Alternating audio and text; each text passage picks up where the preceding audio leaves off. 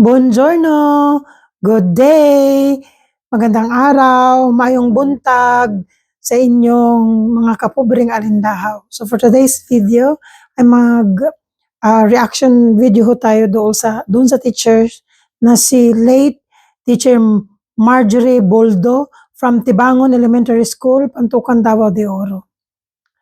So my deepest sympathy goes out to the family of the late teacher Marjorie Boldo at this difficult time. So, disclaimer po, yung teacher, I am not an expert. I am not an expert, okay? I was just a simple teacher back then when I was still in the Philippines as a public school teacher for about 13 years, and then for about more or less 8 years here in Italy as a private school teacher. So, I was able to teach in the province, and then I was able to teach also in the National Capital Region. So magkaiba ho ang experience ko. At may mga na-encounter din po ako mga problema, pero in God's grace, na-overcome ko po yun lahat. Pero sad to say na si Teacher Marjorie hindi niya kinaya. Napakasakit bilang teacher, bilang isang guro. Napakasakit isipin. Okay, so marami po kasing teacher na hindi alam ang kanilang mga karapatan. Sad to say. So, ito i-share ko lang doon sa mga teachers na hindi pa ito alam. Doon sa mga alam na, good. Pero alam ko marami mga teachers na hindi nila alam ito. Yung ano yung mga karapatan nila bilang isang teachers. Okay, Republic Act number 4670, June 18, 1969. This has been a long period of time, law. Matagal na, 1966 pa siya eh. So, hindi ko na mabasahin yung buong batas na ito na nagbibigay or mayroon tayong karapatan bilang isang teacher.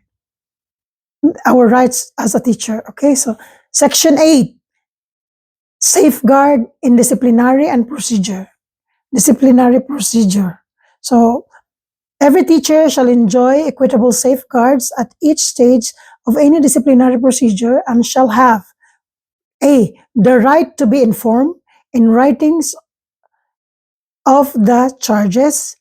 B. The right to full access of evidence in the case and the right to defend himself and to be defended by a representative by his choice and by his organization, adequate time being given to the teacher for the preparation of his defense, and D, the right to appear to clearly designated authorities. So, may mga karapatan din tayo mga kaguro, mga kasama kong teachers.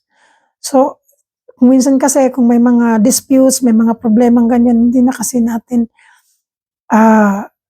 gustong lumaki pa, kaya hanggat maaari, ginagawa na natin ang paraan para matapos na agad. Pero kung tutuusin, meron talaga tayong karapatan. And then Section 12, academic freedom to. Isa din ito. Akala ko noon po, nung hindi ko pa ito alam, akala ko noon na pag ang principal gustong pumasok, umupo sa'yo, pwede rin umupo na lang ng basta-basta ng ganun. Hindi ka handa. Pero hindi pala. Section 12, academic freedom. The teacher shall enjoy academic freedom in the discharge of their professional duties, particularly with regards to teaching and classroom methods. So, isa to.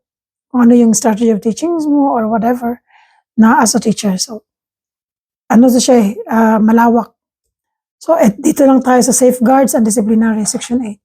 So, hindi tayo dapat matakot dahil ginagawa naman natin ang ating buong makakaya.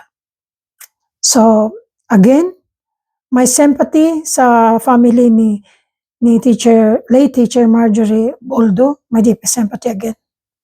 Napakasakit. Lalong-lalo na sa pamilya. 31 years in the service.